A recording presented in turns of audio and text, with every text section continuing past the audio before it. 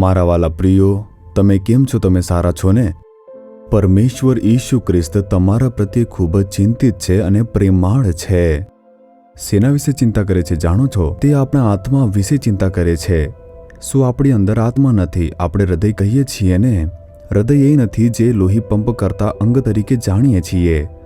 આપણે તેને કેવળ હૃદય તરીકે કહીએ છીએ, પરંતુ પ્રભુ આપણા હૃદયમાં આવીને રહે છે અને તેથી તે હૃદય તે ખૂબ જ મહત્વપૂર્ણ છે. તેને આત્મા પણ કહેવામાં આવે છે. તમે તેને નરી આંખે જોઈ શકતા નથી. તે આપણામાં મૂળ છે. તે જ તે છે જ્યાં પ્રભુ રહે છે. આત્માનું રક્ષણ કરવું મહત્વપૂર્ણ છે. પ્રભુ નીતિ વચનો 4:23 કહે છે કે પૂર્ણ ખંતથી તારા હૃદયની સંભાળ રાખ, કેમ કે તેમાંથી જ જીવનનો ઉદ્ભવ છે. પૂર્ણ ખંતથી તારા હૃદયની તું સંભાળ રાખ, આમ પ્રભુ કહે છે. શું આપણે આપણું જે શરીર છે તેને સારું અને સ્વસ્થ રાખવા માટે ઉત્સુક નથી? આપણે એકદમ સ્વસ્થ રહીએ, બીમારી મુક્ત રહીએ, સવારે ઉઠીએ, દોડીએ, કસરત કરીએ ઈચ્છીશું. આપણે તેને એવી રીતે સાચવવાની જરૂર છે, સ્વસ્થ રાખવાની જરૂર છે. જો તમારી પાસે સોનાની કોઈ વસ્તુ હોય, તમે ઘરમાં ક્યાંય પણ મૂકશો નહીં. સોનું તે ખૂબ જ કિંમતી છે, તેથી તમે તેનું શું કરશો? તમે તેને ક્યાં મૂકશો? તમારા ઘરની અંદર. તમે તેને એક નાના અમથા રૂમમાં અલમારીની અંદર તાળું મારીને મૂકતા હોવ છો. ઘરની અંદર કોઈ પણ જગ્યાએ તમારે સોનું ન મૂકવું જોઈએ, આવી રીતે લોકો કહે છે ને. અને આવી રીતે આપણે કિંમતી વસ્તુઓને સાચવવાની અને ચિંતા કરવાની જરૂર હોય છે. ધારો કે તમારી પાસે કોઈ જમીન છે. જો કોઈ ત્યાં આવે છે, ઝૂંપડું બનાવે છે, ત્યારે જ તમે તેને ત્યાંથી ભગાડશો. સુરક્ષિત રાખવા માટે જમીનની આસપાસ વાડ બનાવશો. આવું કરશો ને? તેથી આપણને ચિંતા છે કે આપણા પાસે જે છે તે શું છે. પરંતુ તમારું હૃદય તે ખૂબ જ મૂલ્યવાન છે, ખૂબ જ કિંમતી છે.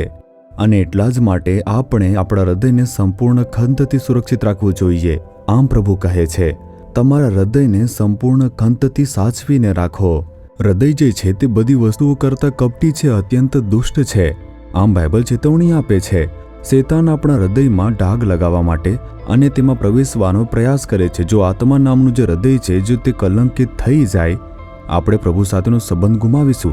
આપણે આપણો આનંદ ગુમાવીશું, આશીર્વાદ ગુમાવીશું, ભલાઈ ગુમાવીશું. શેતાન તેનાથી વાકેફ છે. એટલા માટે તે હંમેશા આપણા હૃદયને નિશાન બનાવવા માટે અને આપણી જે આત્મા છે તેને કલંકિત કરવાનું કામ તે સક્રિય રીતે કરતો રહે છે. પરંતુ પ્રભુ કહે છે કે સંપૂર્ણ ખંતથી તમારા હૃદયને સાચવી રાખો. હૃદયની અંદર શું છે? ઈસુ સિવાય બીજું કોઈ નથી જે માણસના હૃદયમાં શું હતું તે પ્રગટ કરી શક્યું છે.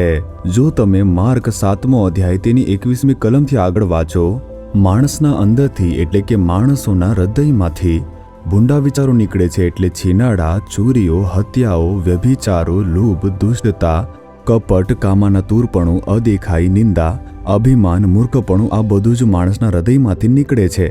આ બધી જ વસ્તુઓ હૃદયમાંથી ઉદ્ભવતી હોય છે અને માણસોને અશુદ્ધ કરે છે. બધી વસ્તુઓ ત્યાં છે. તે જ સ્થાન છે જ્યાં પાપ રહેતું હોય છે. તે છે મનુષ્યનું હૃદયની અંદર. જો તમે તેને સાચવીને ન રાખો તો પાપનો કચરો એકઠો થશે અને તમારા જીવનને બગાડશે. શાંતિ તે છીનવાઈ જશે. તમે તમારો આનંદ ગુમાવશો, આરોગ્ય ગુમાવશો, આશીર્વાદ ગુમાવશો. એટલા માટે વચનો આપણને સલાહ આપે છે કે તમારા હૃદયને સંપૂર્ણ ખંતથી તમે સાચવીને રાખો. આપણે દરરોજ આમાં મુશ્કેલી અનુભવીશું. હું સેવામાં આવ્યો તેના 50 વર્ષથી પણ વધુ સમય થયો છે અને જે શૈતાન છે, દુષ્ટ છે, તે મારા હૃદયની અંદર ઘા લગાવવા માટે, કલંકિત કરવા માટે પ્રયત્ન કરતો રહે છે. એટલા માટે દરરોજ સવારે આપણે પ્રભુના વચનને આપણા હૃદયમાં ભરવા જોઈએ અને તેના પર મનન કરીને તેનું ધ્યાન કરવું જોઈએ. આપણે આપણા હૃદયને પવિત્ર આત્માથી ભરી દેવું જોઈએ. જો તમે હંમેશા વચન અને આત્માથી ભરેલા રહેશો તો પાપનો કચરો અંદર પ્રવેશી શકશે નહીં. શૈતાન પાપનો કચરો ફેંકવાનો પ્રયાસ કરશે. આપણે નોકરી પર જઈએ છીએ, સેવા કરીએ છીએ, અલગ સ્થળોની મુલાકાત લઈએ છીએ, ત્યારે એવી પરિસ્થિતિઓ આવી શકે છે કે જે આપણને ક્રોધ અથવા વાસના અથવા ખોટા નિર્ણયો લેવાનું કારણ બનાવી શકે છે. પરંતુ પરમેશ્વરનો આત્મા આપણને છોડી દેશે નહીં અને વચનોના પ્રકાશમાં આપણને દોરીને જશે. આપણે આપણા આત્માને રાખવા માટે સવારે વહેલા પ્રાર્થના કરવી જોઈએ, વચનોને વાંચવો જોઈએ, વચનોનું ધ્યાન કરવું જોઈએ. હું પવિત્રતામાં પૂર્ણ છું, બસ આટલું જ. કોઈ આવી રીતે કહી શકતું નથી. જો કોઈ 100 વર્ષનો થાય તો પણ પવિત્રતાની જરૂર છે. તેમને પણ પાપી લાલચો આવે છે અને તેથી આપણે દરેક સવારે વહેલા ઉઠવું જોઈએ અને હૃદયને વચનથી ભરી દેવું જોઈએ અને પ્રાર્થના કરવી જોઈએ કે હે પ્રભુ, મારા હૃદયને તમે સાચવીને રાખો. પ્રભુ, મને તમારી શક્તિથી ભરી દો અને મારું રક્ષણ કરો પ્રભુ. આવી રીતે પ્રાર્થના કરો. આપણે આમ કરવું જોઈએ અને આપણા હૃદયને પવિત્ર રાખવાનું ધ્યાન રાખવું જોઈએ. શું તમે સમજો છો? હવે તમારા હૃદયને તપાસી જુઓ. શું તમે કોઈના પ્રત્યે કડવાશ અથવા દ્વેષ અથવા ગુસ્સામાં છો? શું તમને કોઈને જોતા કામાતુર લાલચ આવે છે? પ્રભુને તમે તરત જ કહો કે હે પ્રભુ, મદદ કરો. મારા મનમાં પાપનો જે કચરો છે તે એકઠો થવો ન જોઈએ. બધું મારાથી દૂર કરો. મારું હૃદય છે તેમાં પ્રેમ ભરાઈ જાય. મારા હૃદયમાં પવિત્રતા ભરાઈ જાય. મારા હૃદયમાં નમ્રતા ભરાઈ જાય. મારા હૃદયમાં કરુણા ભરાઈ જાય. કેટલું સરસ રહેશે જો આપણા હૃદય આ રીતે ભરાઈ જાય તો આપણે હંમેશા ખુશ રહી શકીએ છીએ. ઈસુ ખ્રિસ્ત આપણને આવું જ એક સુંદર હૃદય આપવા ઈચ્છા રાખે છે. તે મદદ કરશે. શું તમે હવે કહેશો, મેં પાપથી પસ્તાવો કર્યો નથી અને મારું હૃદય તે કચરાથી ભરાયેલું છે? શું તમે આવી રીતે વિચારો છો? ચિંતા ન કરો. હૃદય પર હાથ રાખો. કહો, હે ઈસુ, શું તમે મારા પાપને માફ કરવા માટે વધસ્તંભ પર તમારું લોહી વેવડાવ્યું નથી? મારા હૃદયને તમારા લોહીથી ધોઈ નાખો પ્રભુ. મારા હૃદયને તમે પાપથી શુદ્ધ કરો. મારું હૃદય તમે સાચવી રાખો. આવી રીતે તમે પ્રાર્થના કરો. આજથી તમે પરિવર્તન જોશો.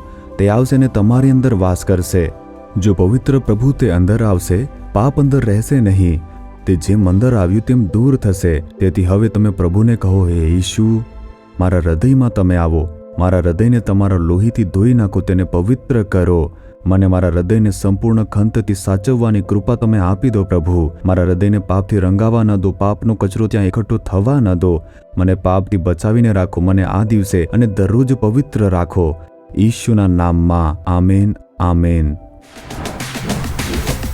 જીસસ રિડીમ્સ ગુજરાતી યુટ્યુબ ચેનલને સબસ્ક્રાઇબ કરો. દરેક નવા કાર્યક્રમની માહિતી મેળવવા માટે બેલ આઇકન પર ક્લિક કરો.